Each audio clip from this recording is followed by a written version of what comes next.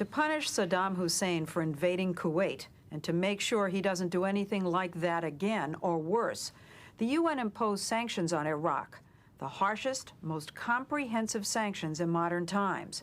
Very little goes into the country, virtually no oil goes out.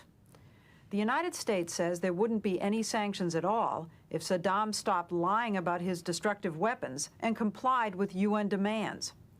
Meanwhile, it's no secret that the sanctions are causing hardships. It's not the leaders who are suffering, it's the people, and especially the children.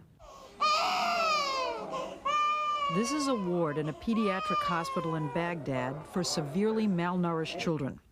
And everywhere we went, we saw children like these, malnourished, some close to starvation.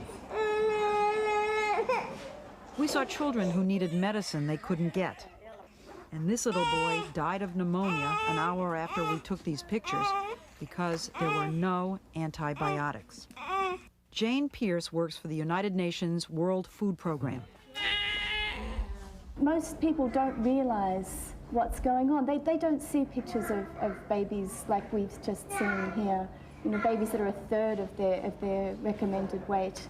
Before 1990, before the war and before these sanctions, was this all unheard of in this country? Yeah, yes. Did not exist at all? Didn't exist. What's the problem? How come aid do not function? Shortage of the spare parts. Roger Normand, a human rights lawyer, was studying the water and sanitation plants that, like hospitals, used to have modern equipment. Empty. This empty, all of them empty. But Iraq has not been allowed to import chlorine under the sanctions because it could be diverted to making chemical weapons. Before sanctions, Iraq was one of the most industrialized and westernized countries in the Middle East with a large middle class. But under the sanctions, Iraq has been forbidden to sell oil. So even though the sanctions would allow the country to buy food and medicine, Saddam Hussein claims they don't have enough money to buy them. But Madeleine Albright, the United States representative at the UN, says the sanctions haven't hurt him. We have found out that he has spent an incredible amount of money on things that are his priorities. Let me show you for the first time what his priority is. This is the presidential yacht. And he's bought this since the sanctions went into effect? He has used it. It takes upkeep. Now, in addition to this presidential yacht, he has built 48 new palaces since the war, refurbished others to the tune of $1.5 billion.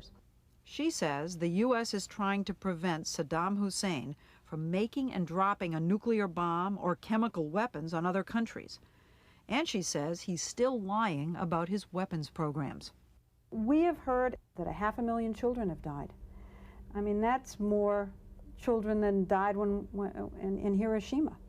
And, you know, is the price worth it? I think this is a very hard choice, but the price, we think the price is worth it. It is a moral question, but the moral question is even a larger one. Don't we owe to the American people and to the American military and to the other countries in the region that this man not be a threat?